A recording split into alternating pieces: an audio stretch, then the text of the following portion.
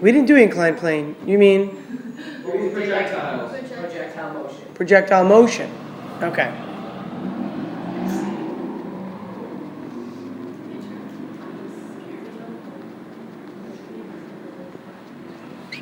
All right. And by the way, if now that I'm thinking about it, I just said the inclined plane thing. If in chapter 4, under the example problems, not the ones that I wrote out, but like these ones here, okay? But did I make this one document? Sure I did. No, never mind. So it's only one document, not 2 documents. It's 2 pages long. So in these problems right here in the table, if in chapter 4 for some reason I gave you a problem with an inclined plane, you could ignore it. I just realized I don't think I crossed those off because I did inclined planes last year. I did not include them this year. Okay, so if you see that in chapter 4, please ignore it. All right, projectile motion. So you want to do one where we're solving for like time, displacement? Yeah. Doesn't matter? Okay. So let's say that, let's do a good example.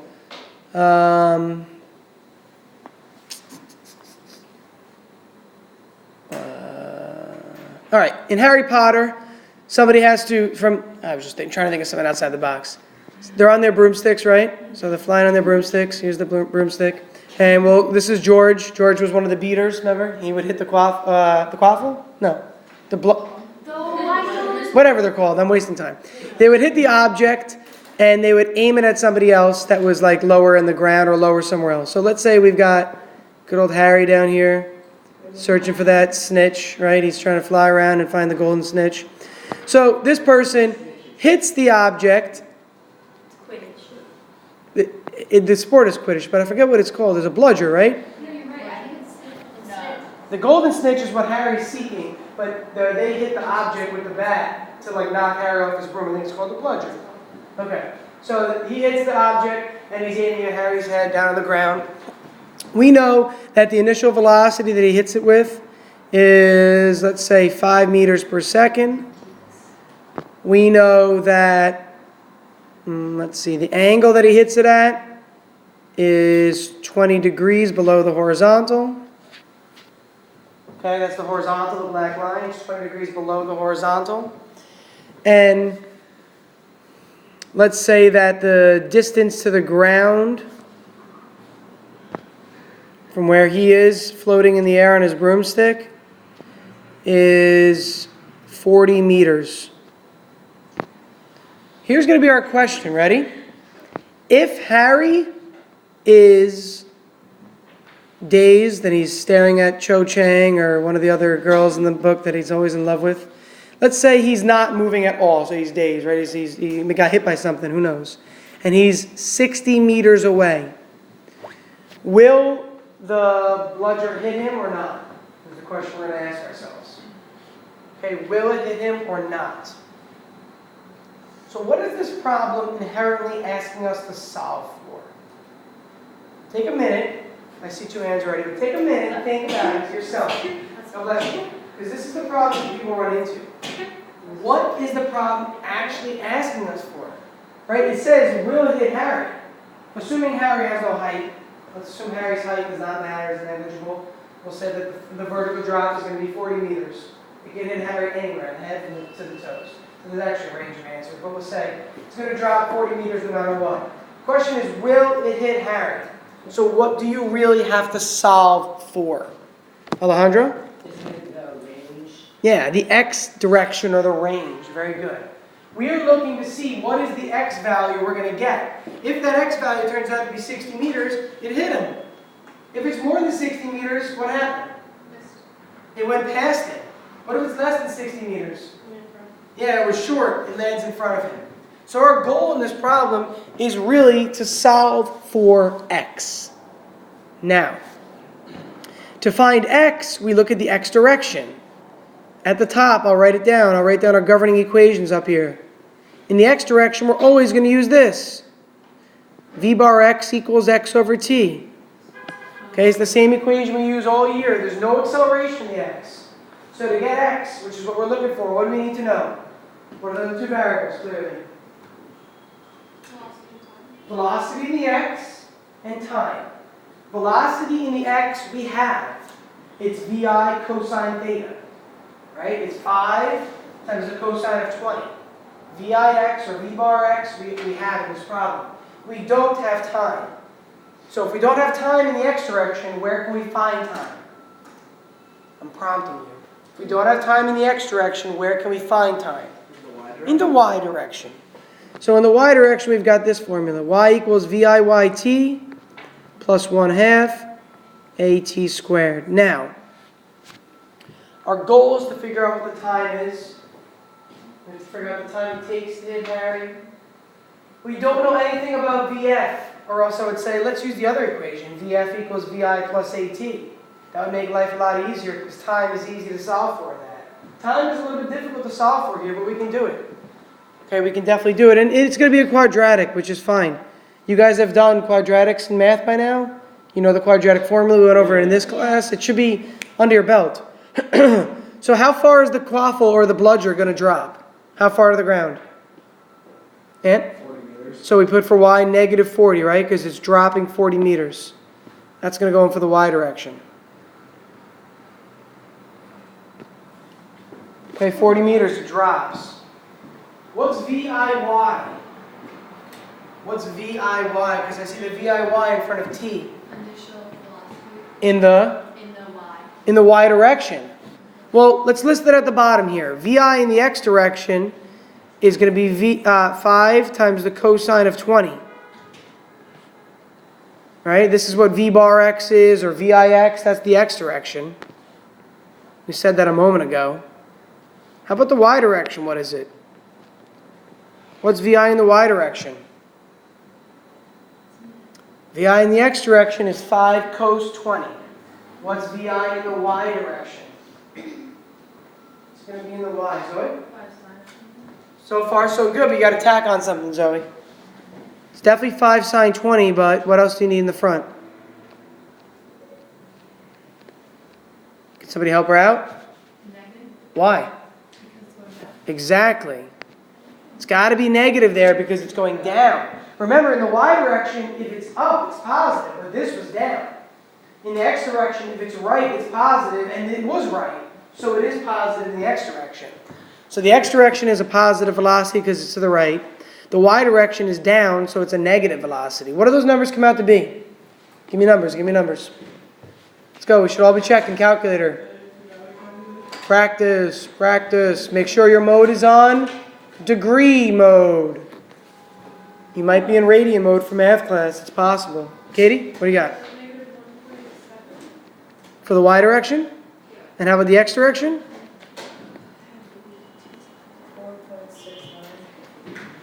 Yeah, Okay? So we have our velocities to start. We're gonna, yeah, that's right. We're gonna need the x velocity in a moment. We don't need it right now. But right now we need the negative 1.7. Right, that's gonna go in for VIY. It's gonna go right up here. Again, where am I plugging that in? It's right here at the top. If you don't know where I'm looking, look up. VIY is negative 1.7. That's going to go in right here in front of the t. It's just a coefficient. Then I put the t. Now, acceleration due to gravity when using projectile motion, not when using forces. What is the acceleration we use with projectile motion? What is A? What is A? What's the acceleration of gravity? 9.81. But with projectiles, it's going down. Negative 9.81. So we've got plus 1/2 negative 9.81 t squared. So what we'll notice here is this is indeed a quadratic. So you're going to have to use the quadratic formula to solve. It's not difficult to do that. You could use your calculator to do it. You could even graph it to do it if you want to. Or you could go right to the quadratic formula. Let's show that. So I'm going to have to move the 40 over to put a 0 over here. So I'm going to add the 40 on the end, right, because it was negative. Half of negative 9.81 is negative 4.905. That's t squared. And then I still have the minus 1.7t. These plus signs look very similar to minus signs. Sorry. It's a plus sign there.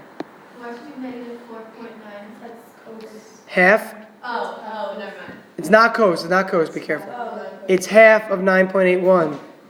Take a look up. Half of negative 9.81 in front of the t squared is negative 4.905 t squared.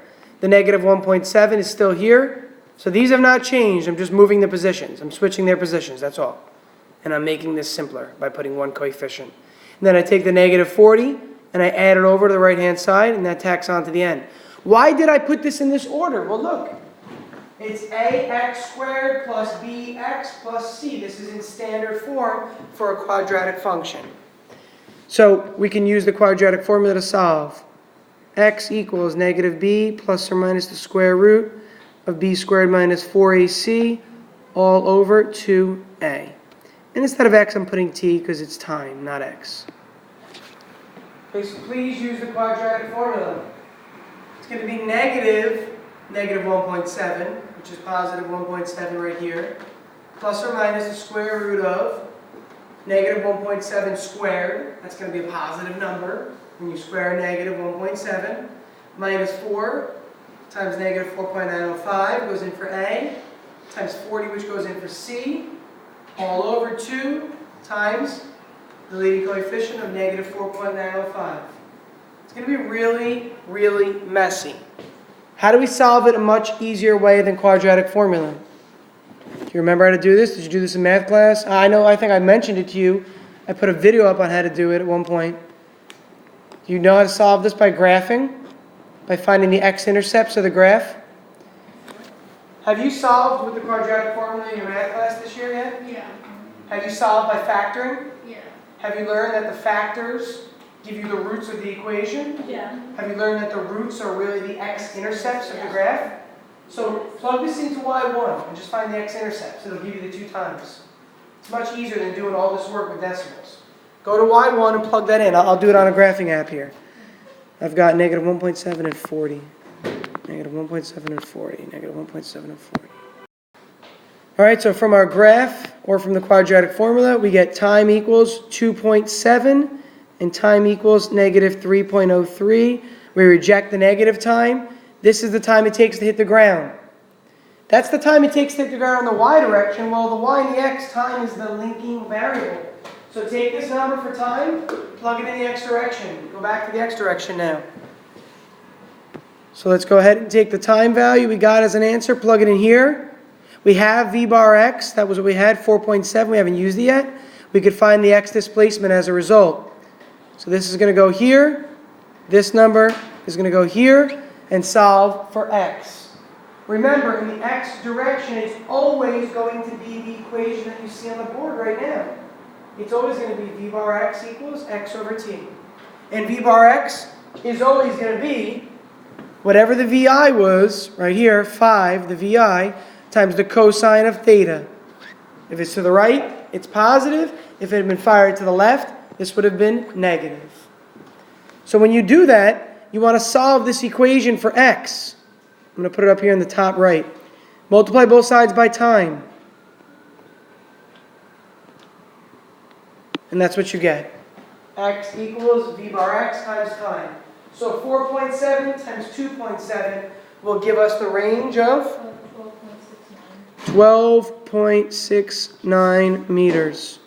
And Harry's about 60 meters away, so clearly this does not hit him, right? Okay, undershoots him a lot. So this person who's a beater needs to aim a little bit further out and not as far down. Does that make sense? So what would correct the problem? This is a follow-up part. Maybe change the angle To something? higher, well less low. Yes. Closer to 0 degrees. Yeah. Okay? I wonder what would happen if you hit it at 0 degrees. Well, you can figure it out very easily. You know how you can do it? Watch. Change these to zeros, right? Or just put it all in the x direction. The initial velocity in the y direction becomes 0 then. And it makes that formula a lot easier to solve. Okay, but Anthony's right. Since it ended up being short, you'd have to hit it out further. So maybe make it like 10-degree angle. Or 0 degrees. Or then positive 10. Go above the horizontal. Okay, that's how it would correct it. So a good example of a mathematical problem for projectile motion. What are some conceptual things you need to know about? Short answer. What am I going to ask you for projectiles? Think. What could you say? What are some key facts you learned this year about projectile motion? Theoretical facts. They could involve numbers, right? But they're really theoretical. What's something you know about projectiles? Come on, give me anything. Give me anything. You don't know anything about projectile motion at all. You got to know something. Give me something. I think the big thing is that it goes in both the X and Y direction. Okay, it's two-dimensional. What else? Klaus? It looks like a parabola. It looks like a parabola. Absolutely, the shape. What else? If an object gets like dropped without any velocity in either direction, then you don't have like. What am I trying to say? If an object like what am I trying to say? If an object is dropped from a moving thing, Even if it's moving in the X, and there's no y velocity, or there's no y initial velocity, and there's no acceleration in the x. yeah, so there's no acceleration in the x. If it's dropped, even if the object is moving, remember this one with the airplane bomber? The airplaner was dropping a bomb over the island or a supply package. The initial velocity is all in the x direction for this problem. So whenever something is dropped or launched horizontally, even if the object is moving, VIY could always be 0 in these ones. That makes the y direction equation a lot easier. It makes the y direction this. Ready? It crosses off the first part here. Okay, that makes life a lot easier. So look for that problem and do that one on the test. If you see it's launched horizontally, or if it's dropped from rest, do that problem. It's definitely an easier one. What else do you know? What's the maximum range, the angle needed to provide or get to maximum range? What do you remember? 45 degrees. 45 degrees. Okay, 45 degrees. Theta equal to 45. What if it's above 45? Tell me what happens. Or give me something about it. If it's, right, so this is 45 degrees. If it's less than 45 versus above 45, what's the difference? Well, if it's less than 45, the object will go farther. And if it's Farther than what? like, and if it wasn't 45, because it's 45 provides the maximum range, always. Yeah. 45 provides the maximum range. Now, look here. If it's 45, this is what will happen. Ready? It'll do something like that. Now, I could also launch it at a very acute angle. I shouldn't say acute. An angle less than 90 and get that result. Those are all three the same initial velocities, but I'm just altering the angle. So what can you tell me from that? Katie, give me a piece. I don't know if this is right, but isn't it like there's below 45 and above 45, there's two, you can get the shortest distance and the longest distance. Shortest distance and longest distance. Here's what happens. If an object is launched with an angle that is complementary to another angle, you get the same range, but one has a higher hang time. So for example, this angle here, let's say this angle is 10. What would the other angle have to be if they're complementary? What are complementary angles? You don't know this from your math class from last year? Complementary angles add up to? 180, 90. So what would the other one be?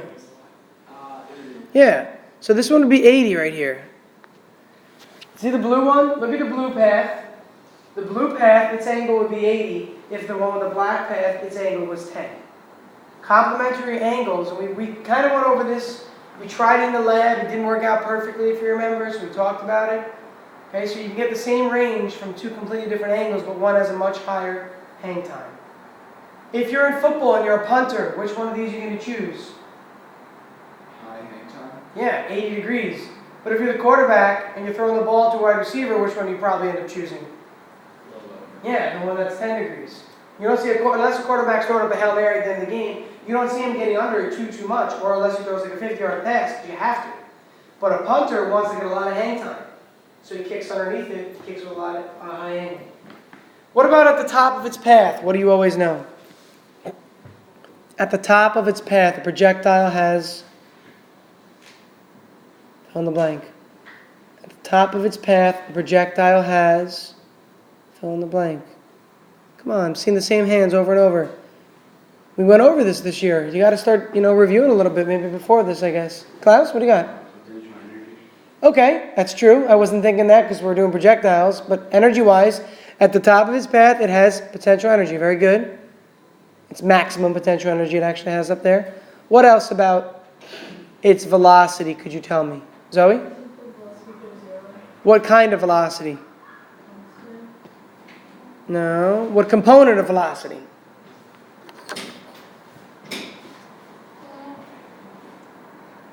Here, watch. Ready? If I were to throw it straight up in the air, look, ready? Straight up in the air. As it gets to the top, it officially stops, right? And then it starts to fall back down. That's when it's one-dimensional motion, though.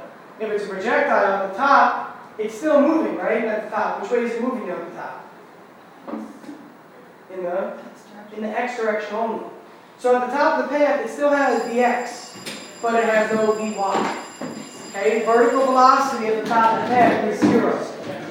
Hey, what you could do for the next few days when we review is to start looking at stuff, right? Bring in questions, bring in ideas that you're having trouble with, and we'll go over those. We still have a couple days.